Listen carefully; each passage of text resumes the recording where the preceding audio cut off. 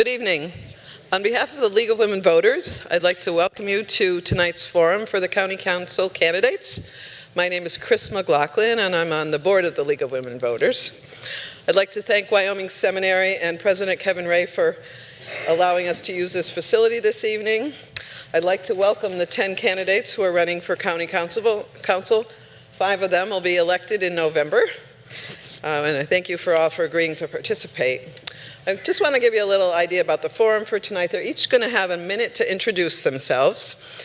And we selected the order, as you saw, we were up here drawing numbers. And then we'll have a question and answer period. So if you have any questions, people will be going around collecting them. We just ask that they be asked. It has to be a generic question that could be asked to any of the candidates. And please, only one topic per question. That'll help Mr. Michalczyk when he's asking the questions. The questions will be asked randomly, so we'll get to as many as we can. We're going to be here for about an hour and a half, so we'll get through many questions, I hope. I'm going to ask you to hold your applause until the end, so that'll allow us to ask more questions. Please don't hold up any signs or literature. And then at the end of the forum, the candidates will be allowed to give a 1-minute closing. They may choose to tell you a little more about themselves, or they may want to answer a question that they didn't get an opportunity to during the forum. The forum will appear on Channel 2 on Service Electric on Monday at 8 o'clock. And we also want to let you know our voter's guide will appear in the Citizen's Voice the Monday before the election. There's also applications for absentee ballots out in the front forum that were provided by the Voter Services Office. And without that, I'd like to introduce Andy Michalczyk, who's agreed to moderate tonight's forum. Thank you. Thanks, Andy. Thank you. Well, good evening and welcome to the Candidates Forum here at Wyoming Seminary. I want to thank the League of Women Voters for asking me to moderate once again this year. Important events, in a minute and 30, 2-minute story, we don't have that much time to really get into the candidates' views, positions, priorities. So these events are so important. I hope we get larger crowds as we move forward. Every election is important. Every election is important, and forums like this are priceless. So we want to thank you for coming. Those of you who are watching tonight on Service Electric, also thank you for tuning in. So without further ado, let's start with Mark Dixon has the opening statement first, and then we'll rotate the questions as we go out throughout the night. Mark? Hello. Good. Thank you, Andy. Thank you to the League of Women Voters and Wyoming Seminary for hosting this event. As Andy mentioned, my name is Mark Dixon. I'm a resident of Mountaintop, where I live with my wife and 2 daughters. I believe this is going to be a really important election this time since the inception of Home Rule Charter. As we continue to make strides in paying down the debt and improving the quality of life in our area, it's going to be equally important to choose 5 candidates up here that can work together and continue the trend. When you look up here this evening, I'm going to ask you to consider not just me, but the other people in this as well that can make the best team and working together. Which 5 candidates can work together, can agree to disagree, and put our differences aside in the pursuit of progress. With over $300 million in debt and the growing drug epidemic in our area, we still have many challenges ahead of us, but I believe we can make some good strides with the right people in place. So I look forward to answering your questions. Thank you very much. Okay, Matt. Good evening. My name is Matt Vogue, and I'm from Pittston. If elected, there are 3 things I really want to focus on. It's fiscal responsibility, economic development, and engaging with our youth. We are $318 million in debt. Just let that sink in. It's $318 million. What we need to do is make that our top priority. I suggest taking a percentage of our property income tax and dedicating it to debt services and not being allowed to touch that money until our debt is paid off. Second is economic development. We need more jobs. The council's done a great job in getting companies in through the LRTA program, and that's something we should continue to do. And third is engaging our youth. I'm proposing an internship program that connects our local high school and college students with local companies so they can get into the field and see if they're really interested in a job like that. It also gives them the ability to connect with local business owners in hopes that it turns into long-paying jobs and Luzerne County retaining our youth. Okay, thank you, Matt. Harry Haas. Great. Thanks, Andy. Thanks to the League of Women Voters for hosting the event. I appreciate being here. My name's Harry Haas. I've served on Home Rule Council since its inception 6 years ago. I live with my wife, Kristen, and 2 children just about a block away from here. So if we have any STEM students here, or faculty, you see us walking our Great Dane. We're close to campus just about every day. Home rule government, I'm running again because I truly believe in home rule. I believe in its successes. I think most people here on stage would agree with me. We've made a lot of progress over the old commissioner system. Matt's correct when he said that we were almost $500 million in debt 6 years ago. At this point, we stand about $316 million. So we've shrunk the debt down by about 25% just in 6 short years. I want to continue to serve to continue that progress. We've also shrunk county government, the employment rolls by 11% over the past 6 years.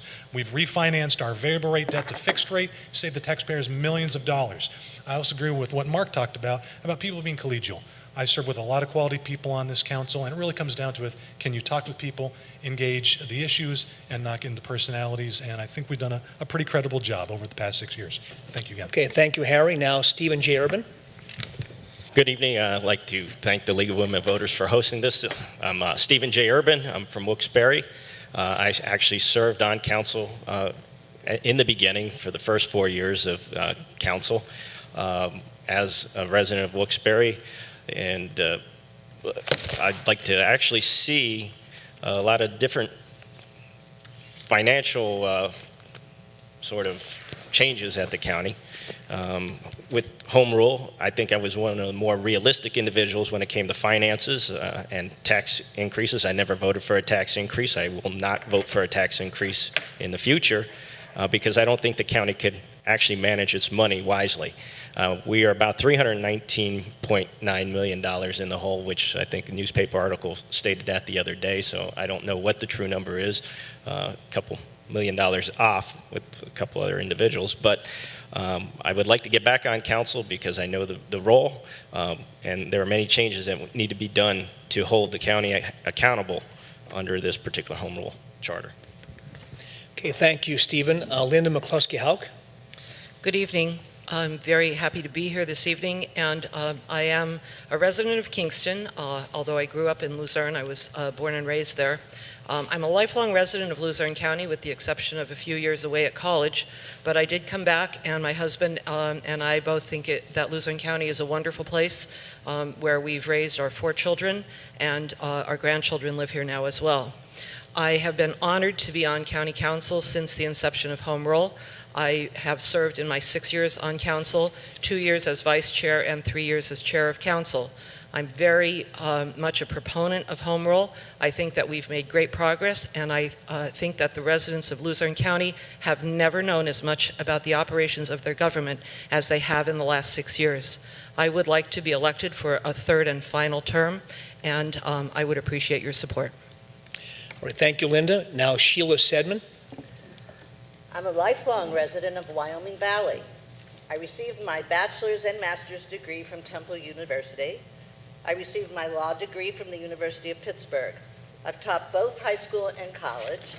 I acted as a labor representative for PSEA, and among other legal positions, I have served as an assistant district attorney under the Honorable Corielli Stevens and as chief market counsel for PNC Bank. I was honored to be elected as the first woman president of the Luzerne County Bar Association.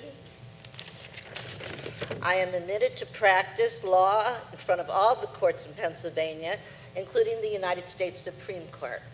Currently, I sit on a variety of boards and agencies which positively impact our region. I believe my skills as a litigator, negotiator, and a consensus builder will assist me if you elect me to be your representative on county council. Thank you. Sheila, thank you very much. And now, Chris Perry. Yes, good evening. Thank you, League of Women Voters. I'm a resident of Mountaintop for the last 4 years. I was born in Hazleton and grew up in Hazleton. I spent 65 years there as an educator, athletic director, and a veteran of the Army National Guard, 26 years in the National Guard. As an athletic director, I was in charge of over $1 million budget, and yearly, every year, we always had to do more, what less. Throughout my career, I had the experience of working with people, from students to principals to parents to the public to school boards to military personnel. I believe I have the temperament to work with council members and the county manager to make the proper decisions to move the county in the right direction. We must continue to pass budgets that pay down our debt and continue to provide the services to our taxpayers. The council must continue to play a vital role in economic development, attracting new industries to our industrial park. Classic example, and I praise the county for this, is North Point and Hanover. Thank you. Okay, Chris, thank you very much. Now, Gregory Wilovich, Jr. Thanks, Andy. I'd like to thank the League of Women Voters for inviting us here tonight. First, I'd like to start with the preamble of the Luzerne County Charter. This is why I'm running for Luzerne County Council. The citizens of Luzerne County have both the right and responsibility to participate in all phases of county government, and united by a common desire for truth, accountability, and openness, we, the people of Luzerne County, enact this charter. I'm a lifelong county resident. I live in Newport Township. I'm originally from Wilkes-Barre City. I graduated from King's College with a bachelor's degree in accounting. I've also been a laborer for over 10 years, working in a variety of environments in customer service and warehousing. So I have a lot of communication skills I've built over the years, and I think that'd be great on county council. Working together is going to be key to that, because stepping on each other's toes just makes things more difficult, and I think I could work with both sides of the aisle on many important issues, especially with my accounting knowledge at budget time, which is one of the biggest concerns with county council, is setting the budget, approving department heads, and approving big deals. And I also want the public to know that I'm here for you. I'm here to put out your viewpoints in the council chambers. I ask you to come to me with your suggestions and thoughts. I want to make sure that this is a county for the people. Thank you. Gregory, thank you. Now, Wendy Kaminsky. Hello, I'm Wendy Kaminsky. I am a hairstylist, a small business owner. I'm from Dallas Township. I've lived in the county for about 25 years now. Again, I'm a big believer in small business. I also believe strongly in family-sustaining wages. If we're going to bring jobs to the area, I'd like them to be the kind that help grow our area as well as the families that live here. Given the state and federal cuts, I believe that our county has been under great pressure to stay within budget, so I'd like to find ways our county can start producing its own revenue. And there's many options that are being done throughout the United States that I'd like to research and see if we could even possibly apply them to our county and grow to our greatest potential, because I don't think we realize quite how amazing our county is.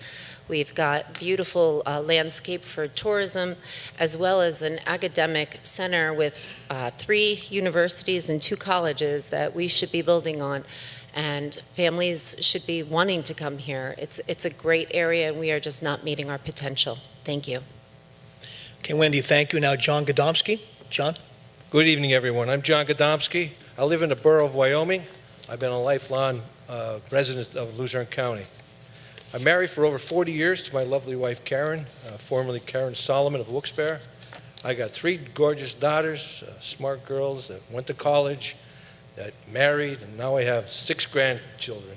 I'm very proud of them, and they did well for themselves. And that's one of the reasons I want to run for this position, because we need some local people to help our children stay here. A few of my children had to go away for better jobs, and I think with the right mix of people on this council, we can improve that. But as for myself, I've been a union representative for the carpenters for over 25 years. I've been a professional carpenter for over 45 years, and I recently retired. So now I can be full-time for Luzerne County Council. Thank you for your time. Okay, John Godomsky, thank you very much. Let's start with the first question, and since Mark went first with the opening statement, we'll go to Matt Vogue for question number 1. How would you save taxpayer money if elected or re-elected? And be as specific as you can. Well, one thing I wouldn't do was raise taxes. I don't think that's something that would benefit our county too much. I know we're in debt, but we got to find other ways to make revenue. I know a 2% tax hike was proposed and council will review. I would vote no for that. I don't think it's the right thing to do. I don't know about saving taxpayer money, but definitely not making them spend anymore. Thank you. Same question, Yep, Andy? same question. Very good. Yeah, as Luzerne County and county government in Pennsylvania is set up on the commissioner system. We went to home rule. We have 11 elected council people with a full-time manager. a commissioner is commissioned to really meet the needs of the state. We're here, we're tasked on county level government to do three main things. One, carry out the courts. Two, run the local prison. And three, administer human services. So that's our jurisdiction here at the county. To save money, I've been serving as the chair of the legislative committee. I truly think that the state really needs to, if they're going to pass mandates in Harrisburg, they need to also have the accompanying revenue stream to fund these mandates. Last budget cycle, not this past year, but the year before, the legislature cut $250,000 to our court system. And there have been Supreme Court cases on the state level in years past saying the state has an obligation to fund our courts. So here we're trying to make more with less, and Harrisburg does often cut our funding. So I'd like to pursue that. We've also had, I'm going to pass to my colleague, Steve. Thank you. Okay, Stephen, same question. Same question.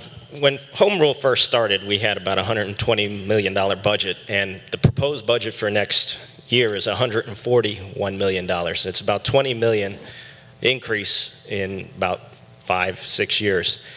And that is way too much for us at Luzerne County. I mean, with the proposed 2% tax increase, if I were on council, I would vote no. If I'm elected next year and we get to reopen the budget, we'd probably take a more serious look at the particular budget and actually find ways to reduce it. Would not create additional positions at this time. I don't think they're warranted. I think there's other ways that we can actually save money. I think the county needs to go to and fulfill its obligation to go to a 40-hour work week instead of working, like 34 and a half hours being full-time. We have more man hours. I mean, there's so many different formulas that we can use within the county to save money. I can go on, but we'll save that for a little bit later. Okay, thank you, Stephen. Linda, same question. How would you save taxpayers' money, and be specific? Well, I've been trying to do exactly that for 6 years. Since I've been the chair of council, you will notice that when we're in budget season, which we are now, we do a line-by-line scrutiny of the budget that's proposed by the manager. I also think it's important to recognize that the manager may have proposed a budget that includes a proposal for a 2% tax increase, but the budget is not the manager's budget. It's up to council to pass a budget, and if council does not pass the manager's budget, what stands on December 15th and what will stand for 2018 is not the proposed budget, but it will be last year's budget. But it is the work of council to pass the budget and to define where the money is spent. So we do a line-by-line analysis of the budget and determine where we can cut costs, whether positions are needed, whether some positions can be eliminated and some positions might need to be created. And in addition, I think several of the things we've done, like the refinancing, have saved the taxpayers money. Okay, Linda, thank you. Now, Sheila Sedman, same question. How do we save taxpayers' money?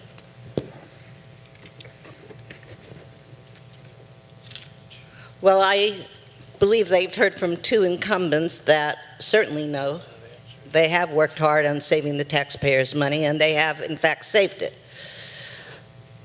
I think a lot of people were shocked by the county manager's 2% budget increase and his request for, among that, for 15 new positions. But as Linda said, that is a proposal. That is not what is going to be, in most cases, in December's budget. That is going to take a line-by-line look at by everyone. It's going to be scrutinized. It's going to be discussed. And I doubt it will be what the county manager proposed. I think that this county has done a great deal in saving taxpayers' money, particularly by going to fixed bond rates instead of variable bonds rates. Okay, Ms. Sedman, thank you very much. Now, Chris Perry, same question. Yes, I'd like to commend the council for what they have done and what they are continually doing to save the county money. We must look at line-by-line item. And some of the new proposals I'm certainly not for, but I can't say I'm not for every one of them because I didn't see the line-by-line item of what's going to happen down in the future.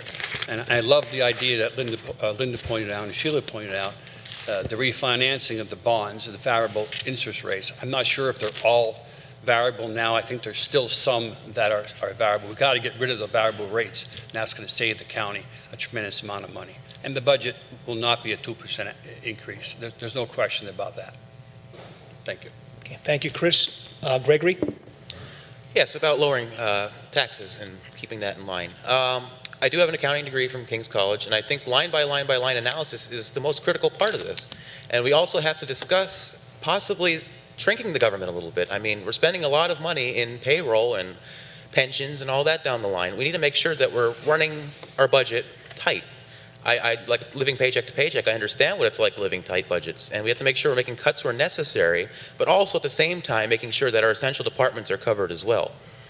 I think we really need to focus on limiting the size of government and possibly even shrinking the size of council if proposed in a future referendum. I think that would be a good idea as well, to save a little bit of taxpayer money. Thank you. Okay, Wendy? If you look at all financial institutions in our government, they consider a cost of living adjustment a 3% increase. Most of our legislators get that in their paychecks when it comes to judges, congressmen, senators, and such.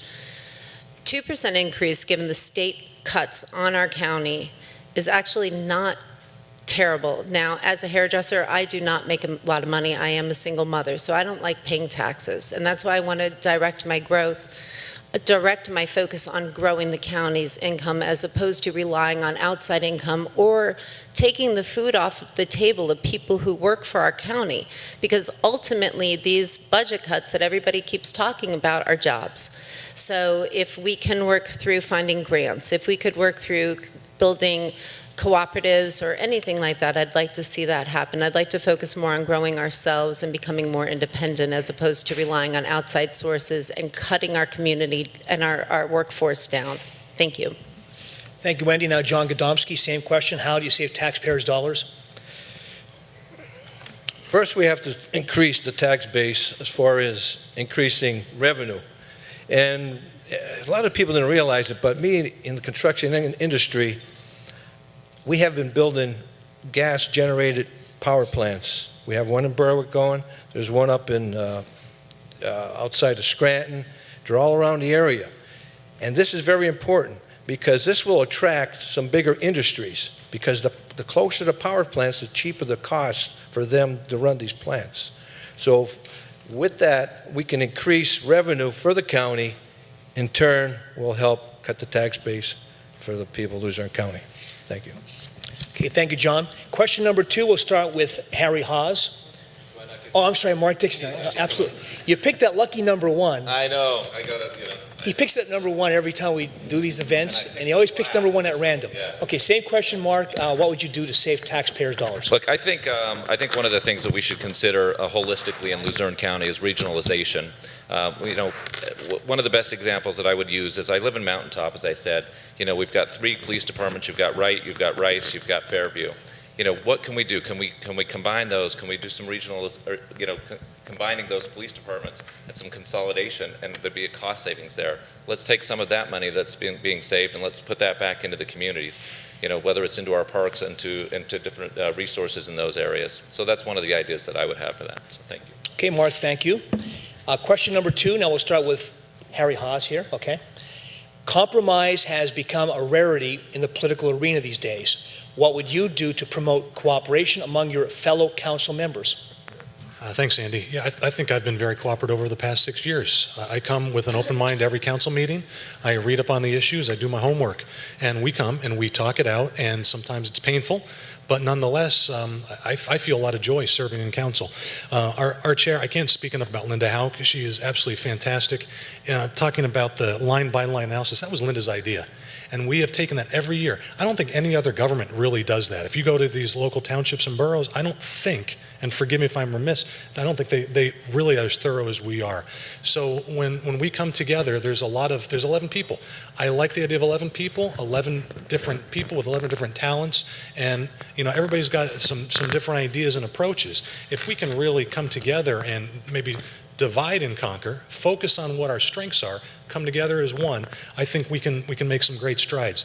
There are some council members who serve in the Conservation District, and the Retirement Board, on budget and finance. So when we come together as a whole council, we bring what we learn in our committees, and hopefully we make the best decision. Okay, Harry, thank you. Same question for Stephen. Compromise, how do we make it work? I think as far as compromise, I mean, there are very diverse backgrounds on council. When I served on council, I was probably one of the more passionate members when it came to expressing my emotions at times, especially when in areas of fiscal responsibility, which is near and dear to my heart, and really probably the biggest area of focus that we need to look at in Luzerne County. Money drives everything, and we don't have enough money. We don't have enough dollars to fund every single project. We have to have a list of priorities. I mean, regionalization works if council actually talk to their municipal leaders, but that's done on a municipal level. It's not really done on a county level. We can be the leaders and try to help foster that, but without municipal cooperation, regionalization is not going to happen. But money is really, we're all competing for the same dollar, and we have to use those dollars wisely. Efficiencies within the county need to be driven through technology and other means too. Stephen, thank you. Linda? Same question? Same question. How do we develop, foster more compromise among council members? Okay. I would just like to be clear that, in my opinion, I think compromise, as we're using the term, really should mean a place where we can meet. But it should not involve anyone compromising their principles. And I think the way to get to that, especially with 11 people, is exactly what I've implemented as chair of council, which is to have agenda items discussed at a work session at least 2 weeks before there's any intention of voting on them.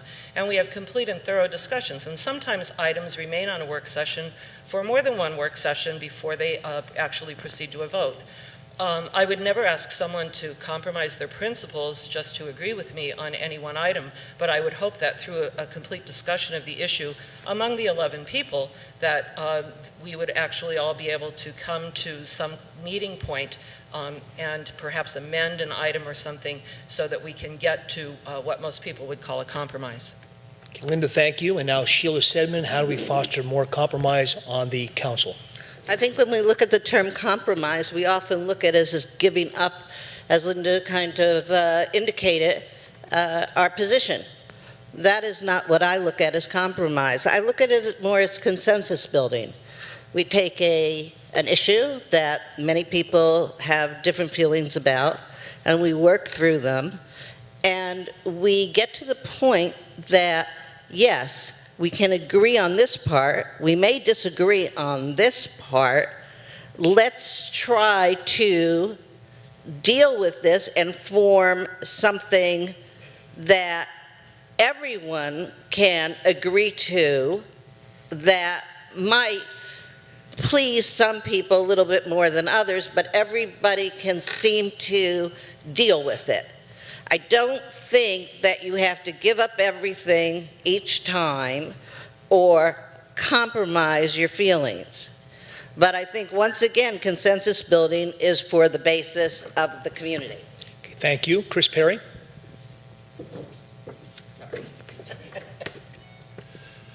I think, first of all, you have to do your homework when you come to council meetings. You got to spend time on the issues and come in with a plan, at least an idea of what you want to do. I really think that you have to have an open mind, and maybe some of the ideas that you thought were the right ones, after much discussion, you might say, oh, boy, that's a better idea than I had. And you have to be able to do that, to compromise, to get something done. You need 6 votes to get anything done in council. And I think that's the way you have to go about it. Thank you, Chris. Now, Gregory Wilovich, how do you build more compromise or foster it? Maybe not so much compromise. It's more of communication. Being from a liberal arts college, I learned a lot of more open-mindedness. You have to be more open to others' ideas. And like they said, you have to do your homework when you come to council chambers. And you have to put your best thoughts forward. Everybody needs to speak. And you need to listen to each other. And like I said, maybe somebody will say something you didn't think of before. So everybody has to be an effective communicator. You have to make sure all your ideas are put forward on the table, and you have to choose the best of those ideas. Not everybody's idea is going to be the greatest idea in the world, but I think if you talk together, you communicate with each other, great things will happen. And like I said, everybody has to speak. We can't hold ourselves quiet. We have to be open-minded, and we have to be able to make sure our opinions are put forward. Okay, thank you. Now, Wendy Kaminsky. You know, the last time I was asked this question, I said arm wrestle, because it is a very vague question. I think a lot of it depends on the issues you're dealing with. You know, would you compromise? You know, as Linda said, you know, you should never compromise your values or your beliefs. Also, when it comes down to numbers, numbers don't lie, so you have to put aside whatever personal beliefs you have and go for the facts, and you have to stick with what's for the greatest good of our county. Honestly, I don't think there is a blanket answer to that question, because it would depend on the situation for me. I would just hope that everybody involved is looking out for the greatest good of our county. And that's probably the beauty of the Home Rule Charter. With 11 people on the council, there is at least a few people who are representing every one of us in this county, and that's what you hope for, is what our Home Rule Charter works for. Thank you. Thank you, Wendy. Now, John Godomsky, how do we foster more compromise among council members? It's been answered very well here. You're not leaving me much to say here, but in my industry, and I worked with people all my life, from apprentices all the way up to journeymen, superintendents, and in various meetings to get a job done, the things you have to do, and the information you need. I mean, this is all a part of it before you make the decisions. And like you say, you might be sitting across the table, somebody doesn't really like you, but they might have some good ideas, and you're going to have to listen to them, and listening is a lot better than open your mouth sometimes. And that's where you learn. That's about it. Thank you. John, thank you. Now, Mark Dixon, we're talking compromise. Thank you, Andy. You know, I think this goes right back to what I said in the beginning about teamwork and people working together, and being a key issue here is electing a group of people that can work together, that are flexible, that are building bridges with each other and talking about the issues. My current role where I work today is a business development, so I'm constantly going into meetings, I'm constantly working with people that we have different needs and we have different wants, and we have to come together to get things done. We need to do that same thing on council. We need people that are going to work together, that are going to listen to the issues, they're going to talk it through, and they're going to make the best decision they can. But they've got to work together and they've got to be flexible. So, thank you. Okay, Mark, thank you. And finally, the question number 2, compromise, Matt Vogt. Yeah, so like many candidates said, open-mindedness is a very important issue. You got to come to the table with an open mind, and even if you don't necessarily agree with what's going on. But it's also very important to fight for what you believe in. If you don't fight for what you believe in and you compromise your own convictions, then that's also a problem. So you got to find the middle ground, and that's an important issue in this election. Thank you. Okay, thank you. Next question. Again, these questions are from you, the audience. A little over 30% of students graduating from colleges within and around Luzerne County intend to stay here. That leaves a significant portion leaving the area. Many cite the economy and job market as reasons for leaving. How can we build the economy and job market to keep our young professionals here? And we start now with Stephen Urban, question number 3. I think as far as building the economy around here, I mean, Wilkes-Barre-Scranton area has a lot of highways, and that's probably the reason why you see a lot of warehouse type of facilities cropping up around here. There's not a place that you can't get to within a day worth of travel from northeastern Pennsylvania. I think we need to actually look at those industries. I mean, even though there might be a warehouse, you still need accountants, you still need engineers, you still need drivers, you still need selectors. People actually, I mean, I work in a warehouse industry now as an IT support coordinator. So there are local jobs that actually pay very well. But they're few and far between. But, you know, quite honestly, we also have to develop a good work ethic, because even in the industry that I'm in, we're always constantly looking for drivers. We're looking for night warehouse selectors. All those types of businesses are competing with each other because we have a limited base of people to choose from, and people that really have a good work ethic. I mean, I think that's what we really need to foster, is a better work ethic around here. Okay, Linda, same question. How do we keep our young professionals here? Well, first of all, I agree in some respects with Mr. Urban, but I think that we have actually a wonderful work ethic in this area, and I think historically Luzerne County has been well known for its good work ethic. And that is why we attract some businesses here. But the fact is that what we have been attracting is in large part warehouse businesses or warehouse jobs. And so you will have noticed that in recent years, when a corporation comes before council and looks for a KOZ or for Alerta, we've been asking a lot more about what kinds of jobs they're bringing to the area, because the kinds of jobs we want here are those professional jobs that will keep our young people in this area and provide good family sustaining wages for our young people. So I think on council, that's the part we've been doing, but it's an intricate puzzle that involves state and federal government as well as county government too. So it's not all on the county's shoulders. Okay, thank you. Sheila? I remember a couple of council meetings ago that there's a very good manufacturing company coming up to Hazleton that's offering manufacturing jobs rather than warehousing jobs. Those are the types of things we should be encouraging. I saw today in the paper that our officers or our political people, leaders, applied for the Amazon 2 headquarters here. I'm not sure we'll get it, but we certainly have the possibility of getting it. And I think that we have a wonderful work ethic here. Might be some of the other problems, rails, and for one thing. But on the whole, I think we just have to keep the people here by enticing the manufacturers here. Thank you. Okay, Sheila, thank you. Chris Perry on how to keep our young professionals here. Well, Sheila pointed out, I think a good point is our county manager has hooked up with a regional, I believe it's PennQuest, to put a proposal together for Amazon. And obviously that's something we would love to get, the headquarters, but if we don't, maybe some other industries are out there. They can say, hey, you're pretty good up there. You have big access to 80 and 81, you have some good rail. That's important. And I think a lot of times industries come to the county, look for Alerta, look for a KOZ. And I think the classic, I think I pointed out before, at North Point in Hanover, they just 2,000 jobs. Now, maybe they're not the jobs that may want to keep everybody here, but they're jobs. It's a starting point. And I think that's important. We have to have an open mind when they come to us. Is it a company, do our homework. Is the company a good company? Is it Alerta, can we give them Alerta and attract them there? I think that's the way to go. Thank you. Chris, thank you. Gregory? Yes, recently graduated from college. I've been asked this question a lot myself. I have a bachelor's degree in accounting, as I've said, and I work for Wegmans. I work for a warehousing industry. And the thing is, like Steve said, there are opportunities in these industries. There's people in systems, and there's a lot of management positions. There's a lot of in-depth positions that people don't really realize are in these industries. Maybe we should be cooperating with these industries, promoting a job board, letting people know these opportunities are out there. We do need to bring more jobs in as well. That would be great. I think we need to work on infrastructure as well. I think in the area of like cable, internet, and things like that, I think there should be a more generalized access to that for these businesses, because most of our businesses today are online, like Pepper Jam and places like that. They are moving into Wilkes-Barre, but we need to increase that.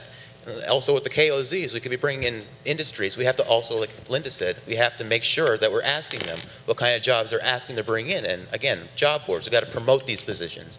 We need to let people know that these positions are available.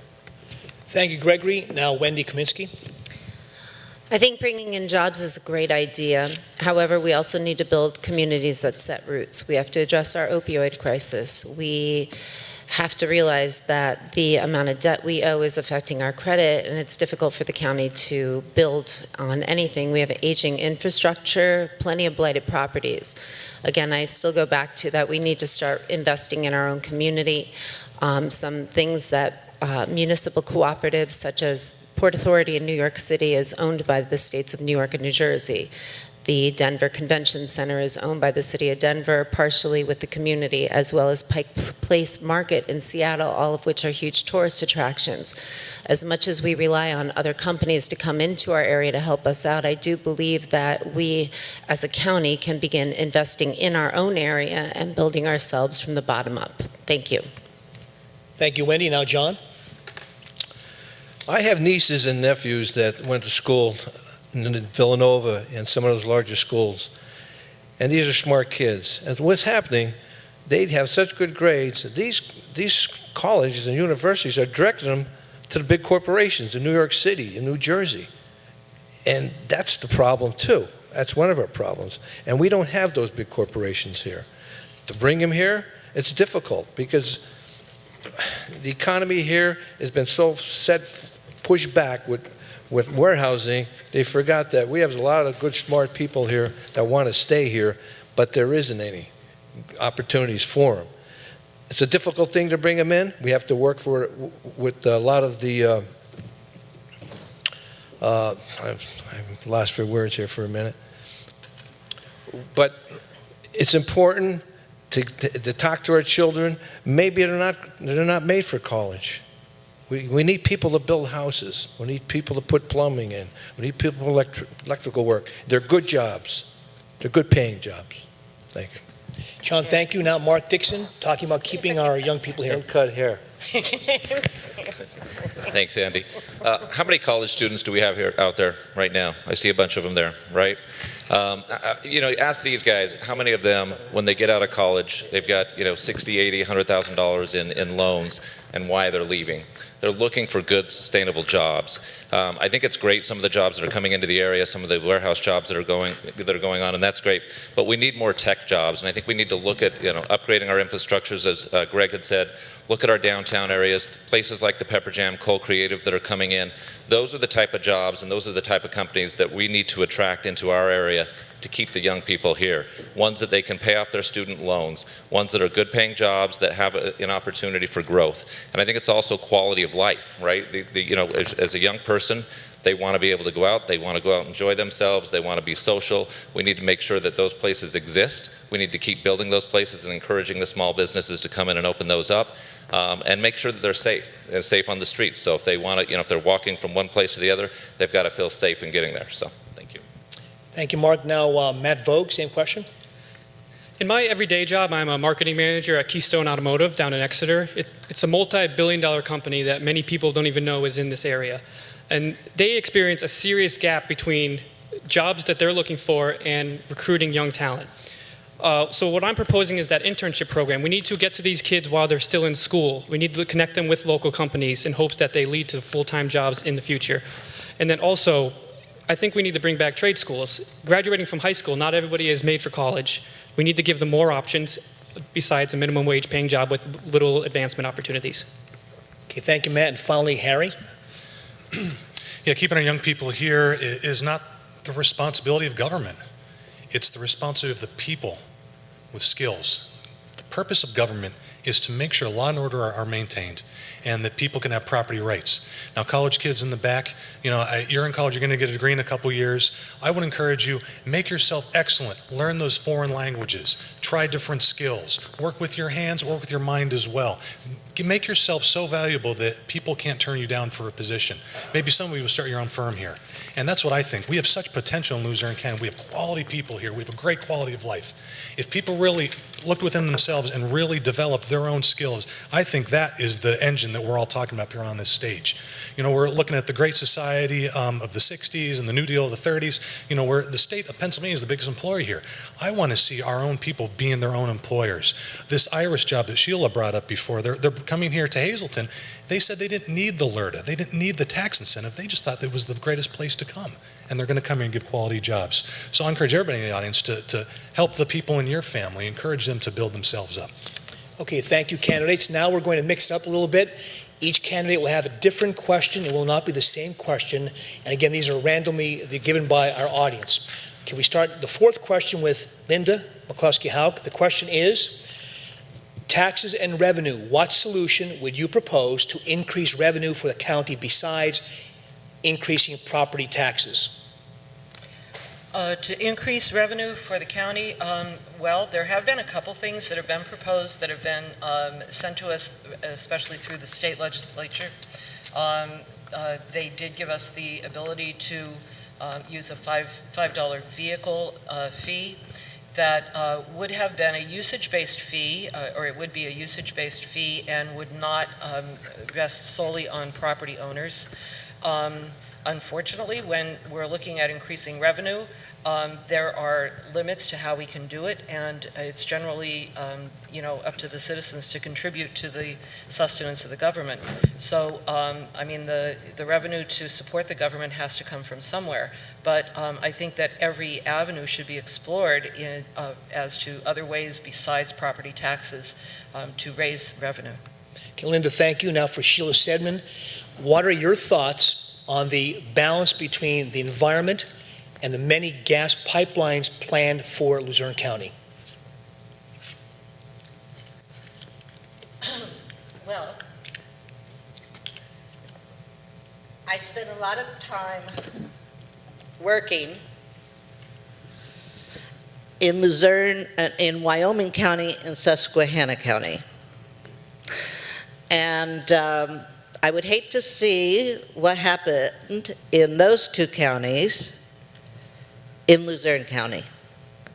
What was beautiful environment there has been destroyed in many cases. The roads have been ruined, and there have been serious environmental disturbances. On the other hand, it has provided jobs, and it has provided a great deal of money. But until there's a severance tax of some kind paid for the gas, I believe,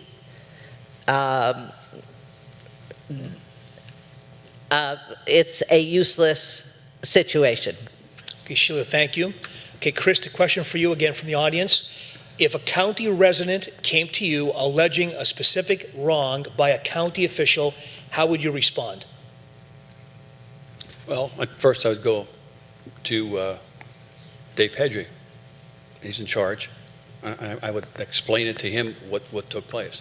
And I'm confident that Dave, as a proven leader, would take it to the next step and do what he had to do. Okay, question now for Gregory. Should county council members be elected by districts rather than at large? This is one of my standing points, actually, for county council. I want to shrink the size of council to 7 members. We'll have 6 representing 6 equal representations around Luzerne County. Right now we have 6 districts going from, I believe it's the 116th to the 121st. If we could have 1 from each area and 1 at large to offset the even balance, I think that would be a perfect way to run Luzerne County Council.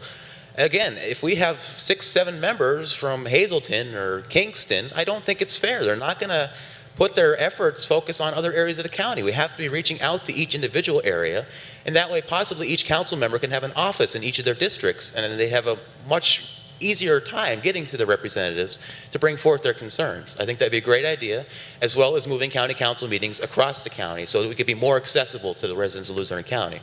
They're the ones with the ideas, and they need to be coming forth, and I think that would be the perfect idea. Okay, Gregory, thank you. Okay, Wendy, your question is, criminal activity and gangs drive prison costs up. What about a tax increase to add to the DA's resources? Would you be basically in favor of a tax increase to help the law enforcement? A tax increase to help law enforcement? The district attorney's office.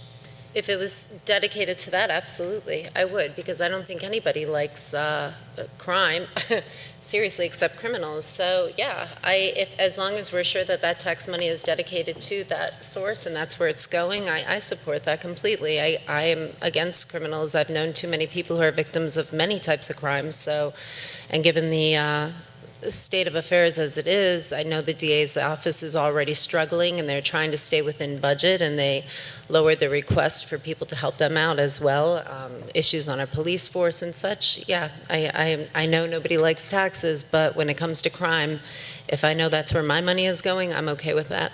Okay, thank you. John Godomsky, the question is, what direct management experience do you have, and expand on that?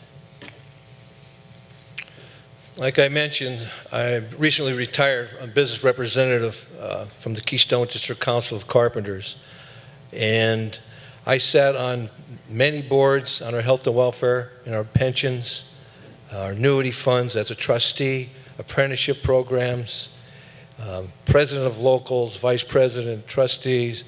I have a lot of management experience dealing with people, making decisions, and I think I bring a lot of value to the county council.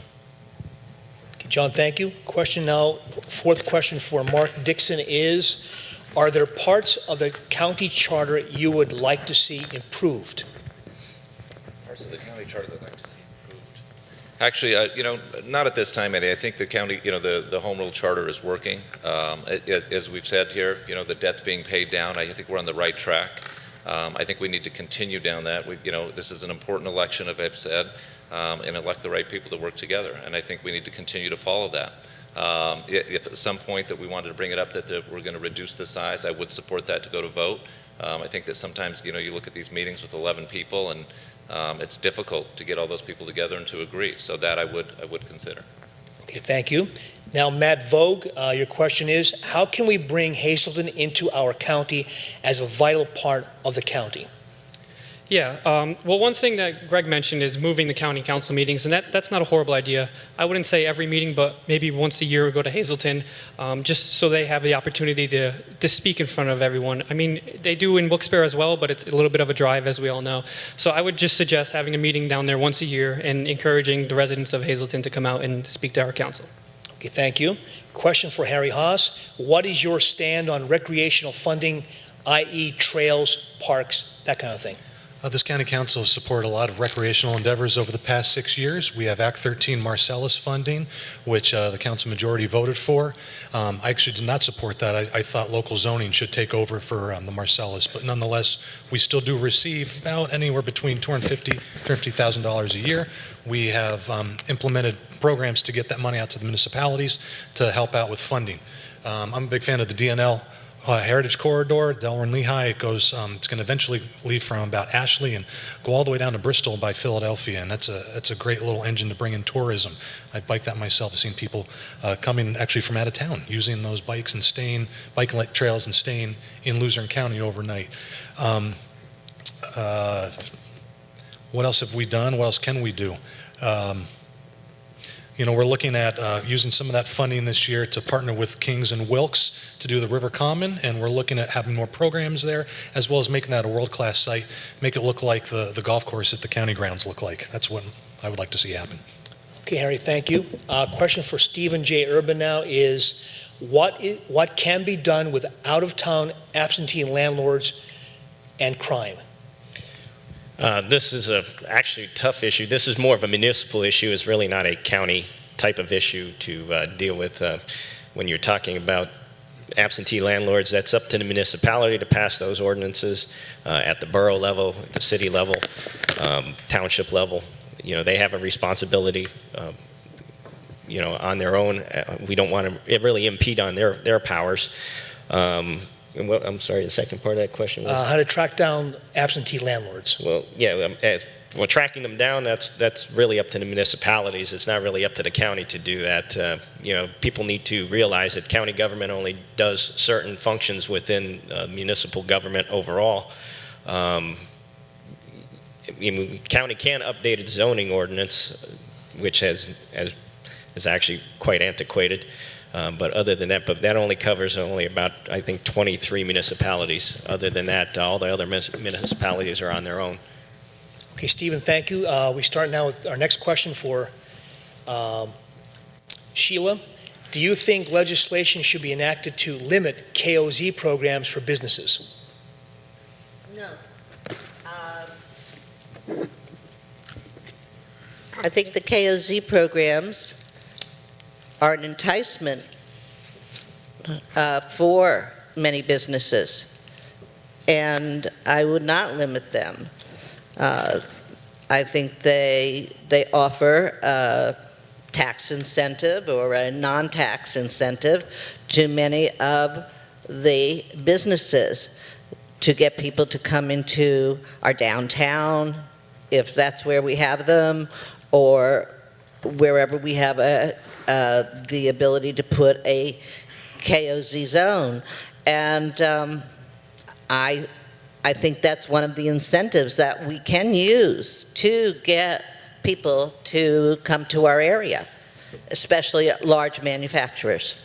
Okay, thank you. Chris Perry, what, if anything, would you do to help public transportation both locally and county-wide?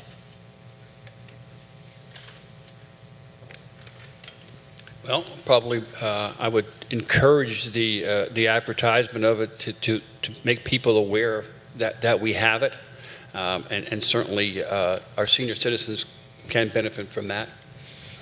A good advertisement program, and I'm sure we have one going right now, and I think it's important that we continue to advertise it and get it out there so people can use it. Okay, thank you, Chris. Gregory, if a national news network came to town and asked you to talk about 3 great things about Luzerne County, what would they be? Oh, 3 great things. First of all, the history. I come from a long line of coal miners, and that's one of the biggest things our area is known for. We have a strong cultural history as well. Many nationalities have moved in here. We're a melting pot of the world. We're the only county in the United States that's predominantly Polish. I think we should build upon that. There's little things like little caveats like that.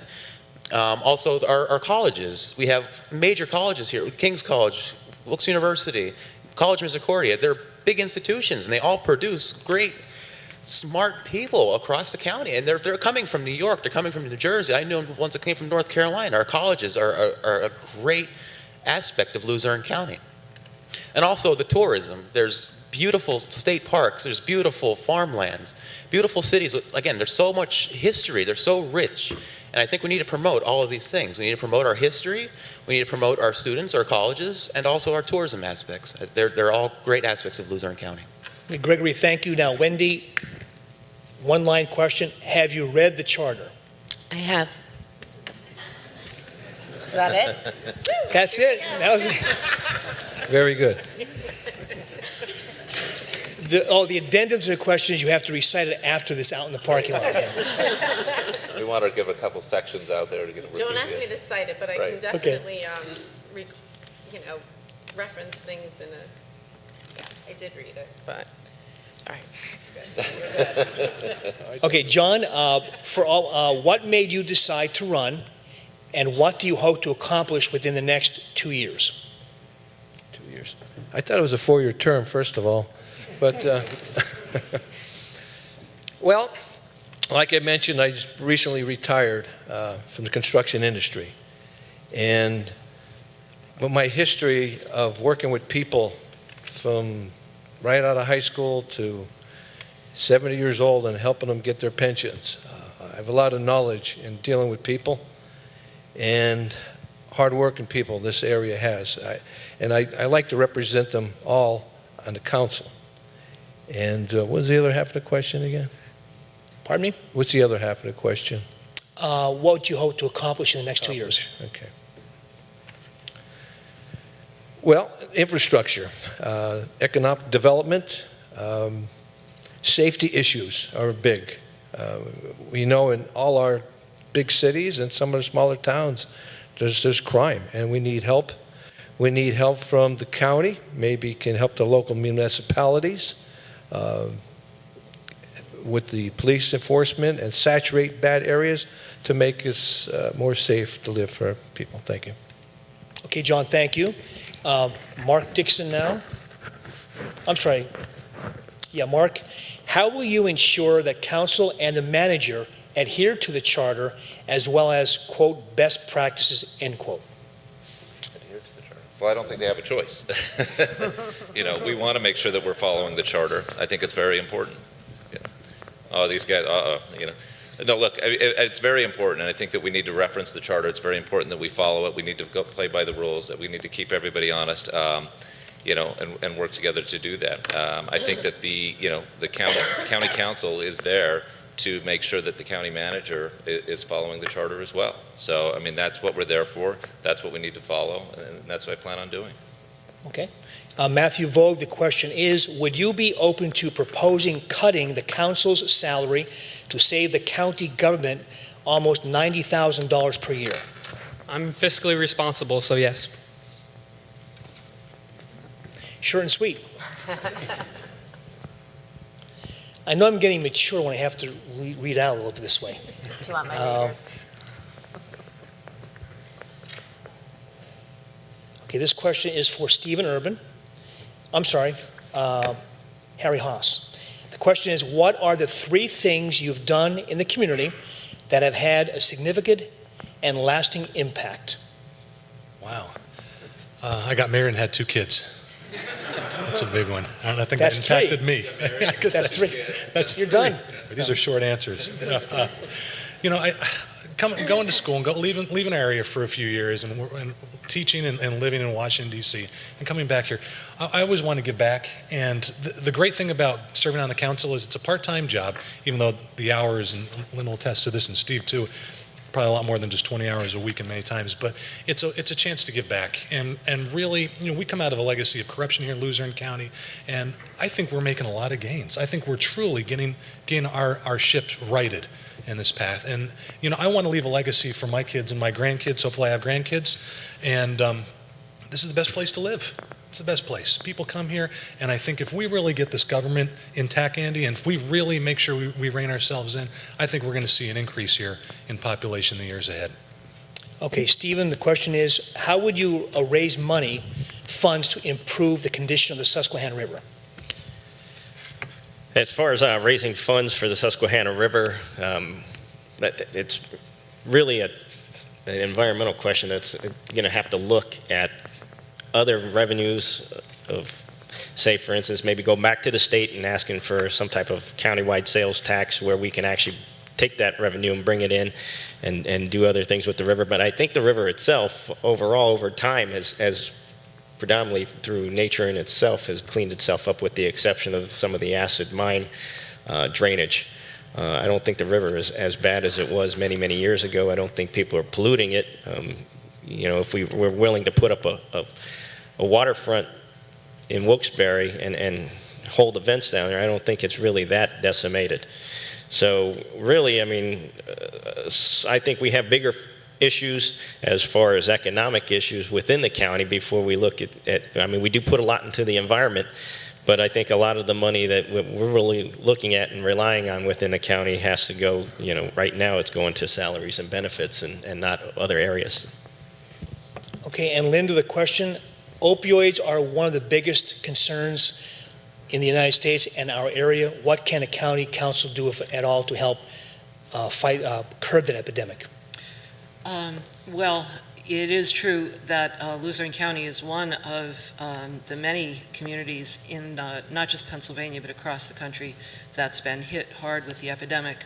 And as you can see, the manager instituted a lawsuit. He's initiating a lawsuit against manufacturers to deal with the prescription epidemic. But as we all know from reading in the paper, it goes beyond that, because once you get past the prescription aspect of it, it leads to heroin and to other issues in our community.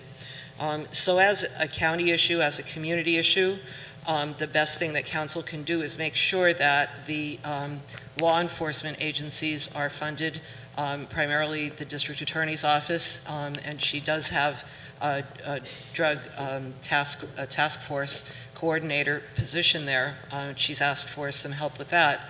But in addition, it severely impacts our human service agencies, and so we need to make sure that our human service agencies are working at full speed as well.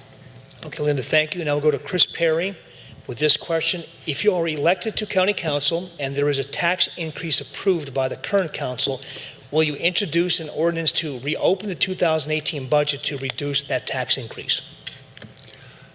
Depending what the tax increase was, I may or may not do that. I'm in favor of some of the things that are going on right now. I'm not in favor of every position, but I didn't get a chance to listen to every department give their spiel on why they needed it. So the answer to that is yes and no. You know, if depending upon what the tax increase is. I would open it, and maybe I wouldn't, depending upon what the end result is here. Okay, Chris, thank you. Gregory, the question is, if you are elected to county council, will you be in favor of the $5 vehicle registration fee ordinance? I really don't believe that's another necessity that we need in this county right now. I mean, it just seems like, okay, we'll increase taxes 2%, $12 a week, another $5 a year. It's just a constant increase and upon increase upon increase. It's increasing the burden. I said I know that the county is struggling right now, but like I said, we also need to start limiting our government, like start making cuts where they're necessary. I mean, the $54,000 water bill for the river common, that's completely unnecessary. Who is taking care of that? You need to make sure things are being looked upon. We need to make sure that we're reaching out and making sure that these issues are not becoming big problems. These are big cost issues. If we didn't have these big cost issues, we wouldn't need all these extra burdens on the taxpayers. The taxpayers have been taxed upon all levels of government, and it's just constantly increasing. I think we need to find a way to cut spending. That's the biggest way that we could raise funds in Luzerne County, I think. Okay, Gregory, thank you. Question for Wendy Kaminsky. If you are elected to county council, will you introduce an ordinance to allow a ballot question in 2018 to form a government study commission to analyze the current form of government? Would I put in a ballot question for it? Would I support a ballot question? Yeah, would you Meaning- support a ballot question in 2018 to basically revisit the form of government we have now? Well, ultimately, the tab would fall on the taxpayers, so I don't necessarily see any problem with it, only because it would be up to the taxpayer. If they want to spend the money to check out our current form of government, then that's what we do as government representatives. We represent the voice of the taxpayers. So, yeah, I guess I would, because if that's what they want, that's what you do. Thank you. Okay, John, the county manager is expecting to negotiate at least 5 union contracts in 2018. As a county council member, would you be in favor or opposed to any salary increases or health insurance copay increases? And if so, what percentage of salary increase and health care increase would you be able to support? Nothing like an easy question. That's something, that is definitely for 11 people on that council to decide. Well, as long as they negotiate in good faith, everybody deserves a raise. The cost of living, I know it's difficult to swallow when you're in debt, but let's face it, we're all in debt. I'm in debt, the whole country's in debt, and we're not going to get out of this overnight. It's going to take 20 more years to clean it up slowly but surely. As far as a copay, healthcare is a big issue. I know that for a fact, sitting on our funds. We always put money in it. Maybe it's coming to a point, they may have to throw a quarter an hour or something. We need help on healthcare. And check on who the providers are. Blue Cross, there's Hartford, there's different people out there. Maybe we can get a better deal. So there's a lot of work to settle a contract. Thank you. Thank you, John. Okay, Mark Dixon, how do you feel about non-violent drug offenders receiving help or counseling rather than being warehoused at the county prison, increasing costs? I would support it. I think that's it's a good question. We're spending a lot of money putting some low offenders in jail right now, and if we can save some money, and by not doing that and getting them some counseling and to help those folks, I would absolutely support it. I know that they're really strained over at the prison right now with the layout. I know that's a big topic that keeps coming up. So absolutely, anything we can do to save and help people at the same time. Okay, Matt Vogue, what management experiences and successes have you had that you can bring, that can add value to the county council and help you be independent? Yes. So in my current job, as I mentioned before, I'm a marketing manager, and I manage about 7 people in a budget of $1 million.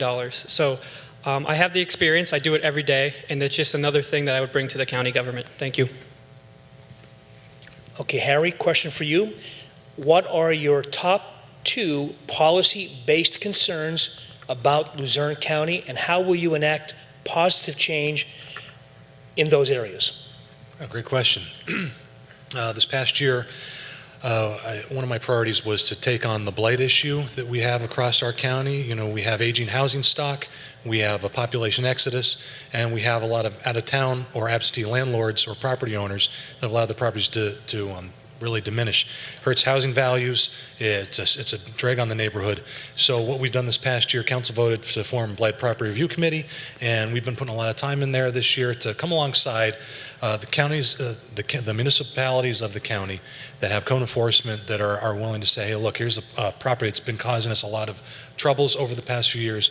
Can we certify this property as blighted and then ultimately take higher actions through due process of law to get the property raised or have some other use involved? I think that's a major policy issue I'd like to see, and I've worked on that.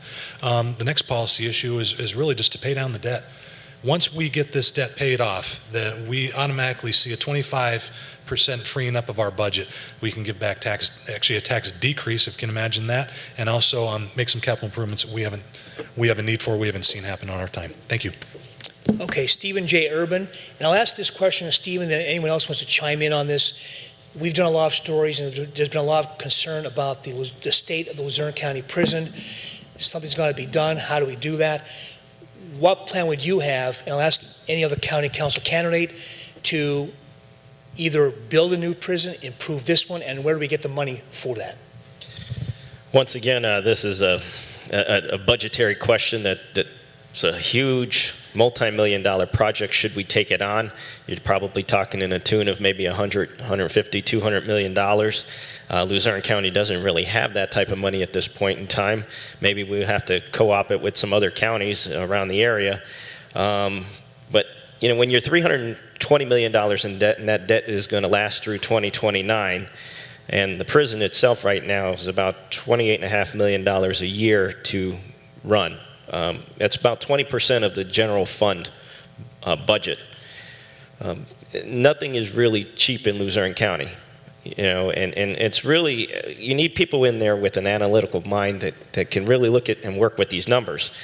But as far as building a new prison, I think it's out of the question at this point in time. We have to do the best we can to maintain what we have. Maybe come up with some other programs to move prisoners around if we have to, or you know, get them through the judiciary process a lot quicker. Anybody else want to weigh in on that question? Sheila? Yes. Well, I believe the judiciary is trying to make things go a lot quicker by centralizing the court system, making it next door to the prison. They will reduce the cost. They will move people that have problems, such as the drug problems, into specialty courts right from the beginning. They'll be able to work with the people because the DAs will be right there along with the public defenders, and we will be able to reduce the prison population. Whether that will be adequate, I'm not quite sure, but I do believe that right now, building a new prison may be just out of the question for Luzerne County. Okay. Thank you. Anyone else want to weigh in on the prison question? Gregory? Yeah, I really believe a new prison is out of the question. I mean, if we look at the DA's office and we start taking some of these non-violent criminals, instead of throwing them in the jail, only put them on house arrest, give them parole. We need to be more open to plea deals. I mean, somebody's 0.01% over the limit on a DUI, they're going to prison. Well, if you could cut some of the charges down a little bit, it's less people crowding the prisons. You have a lot less people, you don't need such a need for prison guards and all the overtime. And also the DA's office doesn't have to be so large. They could focus their time on the violent criminals. And I think that would save money all over the board. From, I said, the DA's office to the prisons all the way down. I don't think a new prison is a great expenditure right now. Maybe later on down the road if we have funds and not a big debt. But right now I think we need to focus on violent criminals and not so much the non-violent criminals. I think they could be better off elsewhere.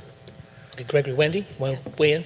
I'd like to remind everybody of Christopher Moles, who fell down the elevator shaft because the building itself is falling apart. Frankly, the layout of it is not safe for our prison guards, so we end up adding more prison guards to it.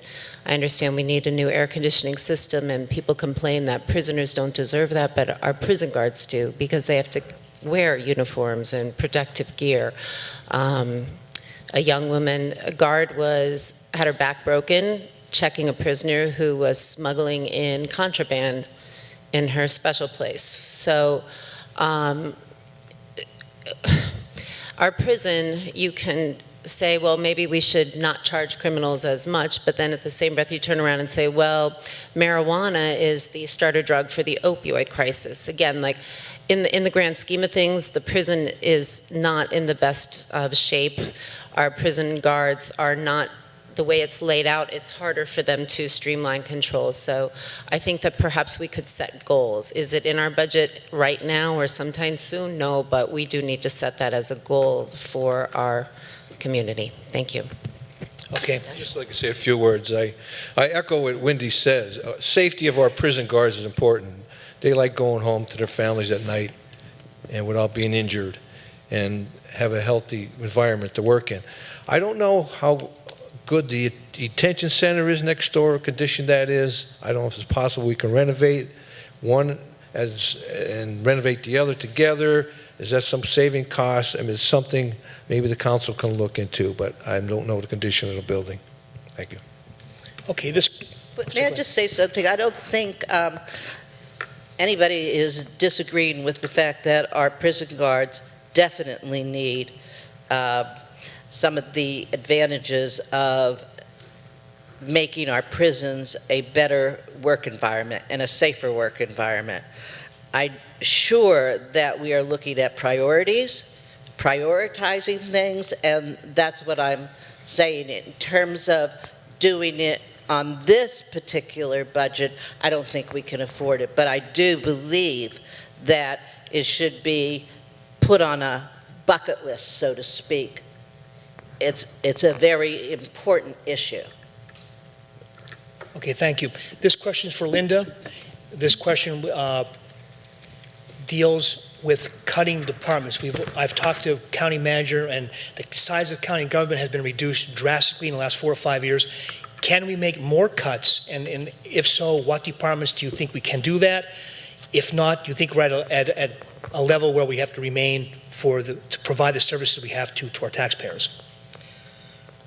That's a great question. And going back to 2012, when the first county council was faced with an unworkable budget, there were drastic cuts that were made to the county workforce at the time. Since that time, we have had to restructure departments. Some of that was due to the charter, but we have had to bring some positions back. But we are still down several hundred employees since 2012. I don't know that any departments could be eliminated, but I think that there has been a concerted effort with management to cross-train employees so that there's more efficiencies across departments. And so that's what management has been focusing on, and it's been a priority of council to ask about that cross-training at every opportunity. So there are efficiencies that can be done. I'm not certain that there could be any more cuts. I think at this point, management feels that we're pretty much right-sized. Okay, candidates, thank you very much. We're going to now have our 1-minute closing statement, correct? Okay, 1 minute. And we'll start, if my calculations are correct here, we start with Gregory Wilovich Jr. on 1-minute closing statement. 1 minute, okay. I am here for the people. I'm not here for myself. I have nothing in my back pocket. The only thing I want in my back pocket is a list of needs from the county residents when I go to council chambers. I'm here to speak to local leaders. I want to reach out to municipal leaders. I want to reach out to mayors, borough council. I want to make sure that I'm getting input from all over the board. Everybody has great ideas, and if we're not reaching out to those people, we're not going to have good input. I also want to reach out to state legislatures. I want to make sure that we're having access to more funding, if possible, from the state level. I think that would be a great improvement to Luzerne County if we could find more funds from other locations. Also, like I said, other possible raises of raising revenue, sales tax, income tax, we can't levy that from the state level. It's in the state constitution. We're not allowed to do that. I think if we could find a way to increase our state legislators' thoughts on this, I think we need to work together with them. Again, I'm for the people. I've been a lifelong resident of Luzerne County, and I just want you to know that I'm here for you. I live here, you live here, we all live here. We raise our families here, we attend college here. We're all in this together, and I'm here for you. Thank you. Okay, thank you, Gregory. Now, closing statement from Wendy Kaminsky. Again, I'm a single mom and a hairdresser. I don't make a whole lot of money, and I love Luzerne County. I have no interest in leaving here. I want my daughter to stay here because she is my best friend. It does worry me what's happening in our area. It does worry me where our taxes are going. A lot of things about government worries me. Right now, it worries me that maybe I didn't give the best answer tonight because it's a lot to learn, and all I can say is I am determined to work. I'm determined to find solutions that hopefully won't fall on myself as a taxpayer, as well as you. Again, I believe strongly in looking into more of the municipal cooperatives, working more with different agencies to try to build up our economy from the inside in Luzerne County, bottom up, working with our universities and the resources we have here. I hope you'll vote for me. I will work very hard to make you proud. Thank you. Wendy, thank you very much. Now our closing statement from John Godomsky. Well, first of all, thank you, the Women League of Voters, for inviting us here today. And it's important to hear everybody's views. But my lifelong experiences in raising children, working every day, getting up in the morning, sitting on various boards, volunteering my time for Red Cross, sat on the United Way Fund, Industrial Development Authority for over 7 years for the county. And now that I'm retired, I can be full-time for Luzerne County and concentrate more on the issues and work with 11 people. And I believe in 11 people on our board. That study commission spent a lot of hours drawing up that and looking through all the various agencies and all the deficiencies and all the corruption. And 11 people on this board is the best thing we can do for the county. Thank you. John, thank you very much. Mark Dixon, now your closing statement. Thank you, Andy, and thank you to the League of Women Voters, and thank you to everyone for being here. I know it's tough to come out to these things. Everybody's very busy with their schedules. I just want to go back to what I said in the beginning and talking about picking the right team here. I think we're at a really crucial point with County Council. I think the current council is on the right track. We're starting to head in the right direction. Now's the time to get involved and really pick some good people that are going to work together, that are going to have reasonable conversations and work as a team and build those bridges to get something done. I know some of the things that I've set up here, people say, well, that's not the responsibility of the county. But truly, we need to be the ones to champion change across to all the communities, whether it's our responsibility directly, but to get those people together, bring them together, make sure that we're all not working in silos, but we're communicating. And if we know something's working like it's working down in Pittston, what are we doing to bring that to other areas? What are we doing to bring that to Wilkes-Barre? What are we doing to bring that to Nanticoke and Hazleton and help those communities as well? We need to be the leaders, and we need to be the ones to push all of that direction. So, thank you, and I'd appreciate your vote on November 7th. Okay, Mark Dixon, thank you. Now Matthew Vogue, your closing statement. First of all, thank you everyone for coming tonight. And I speak a lot about engaging the youth, and I think it's a very important piece to the puzzle. So I encourage the older generation to reach out to the youth and engage with them any way possible. Collectively, we need to work together to build a better tomorrow. And I'm from Pittston, like Mark mentioned, we've made great strides over the past decade, and we need to continue that growth countywide. And I would be honored if you chose me to represent you. Public service is in my blood, and I'm very honored to be in this situation. And on November 7th, I humbly ask you to vote for me. Thank you. Okay, Matthew Vogue, thank you very much. Harry Haas, your 1-minute closing statement. Very good. Thanks again, Andy, the League of Women Voters, and the crowd for coming out tonight and hosting us. It's been my joy to serve as your councilman these past 6 years.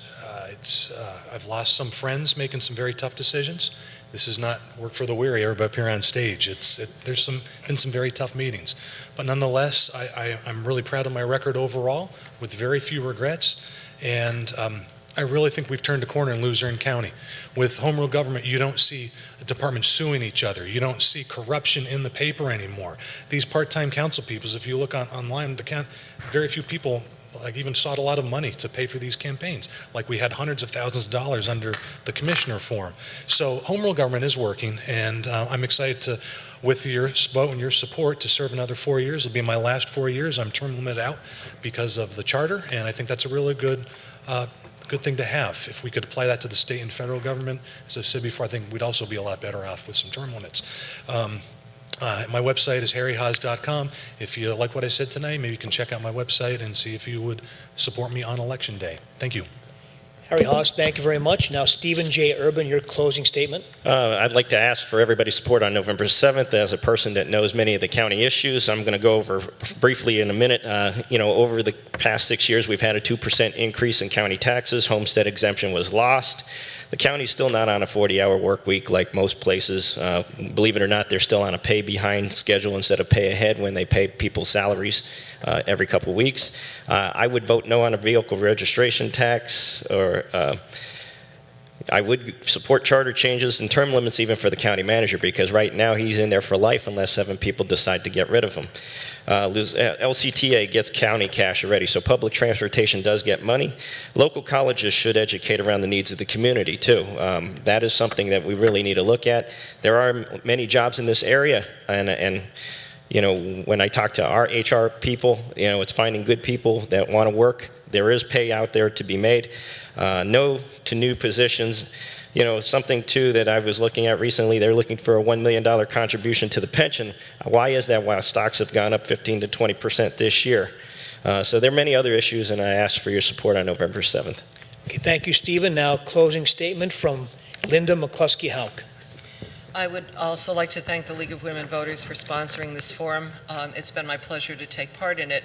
I would like to say that there was a candidate here who referred to the preamble of the charter, which talked about giving the public a voice and giving the public, allowing the public a say in their government. The way to do that is not to limit the size of your county council. The way to do that is to let all 11 council members be elected at large and elect the best council members that you can see from the field. I think that we've had a lot of successes, and this week, just in the last few days, we've completed the bond refinancing that has gotten rid of all of our variable debt. And so I think we have turned the corner. We have a bright future ahead. The end of the debt is in sight.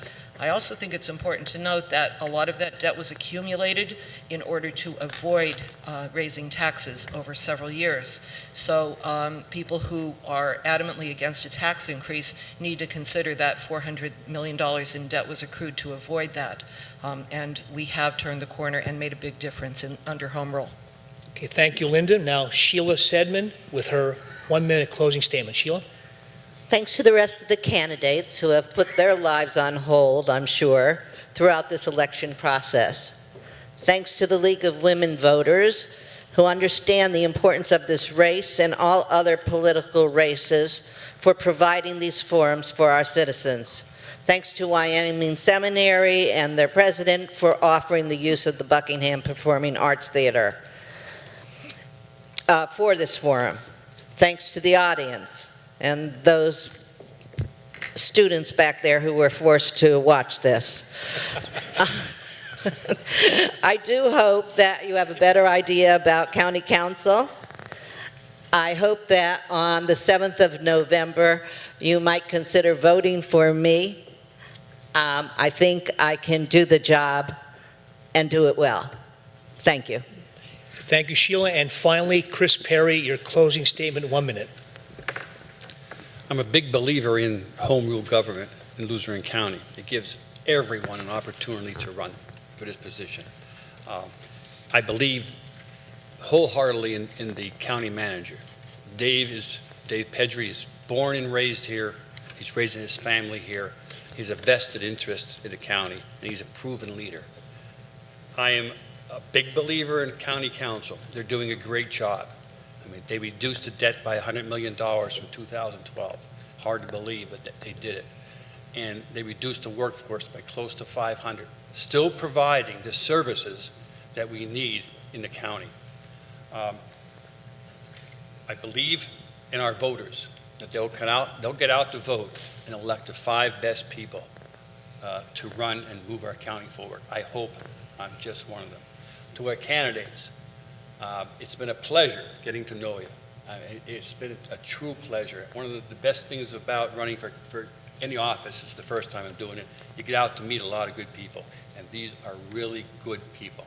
Some of them I consider my friends by going through this, but they are, we may not agree on every single item, but one thing we do agree on, that we do care about Luzerne County.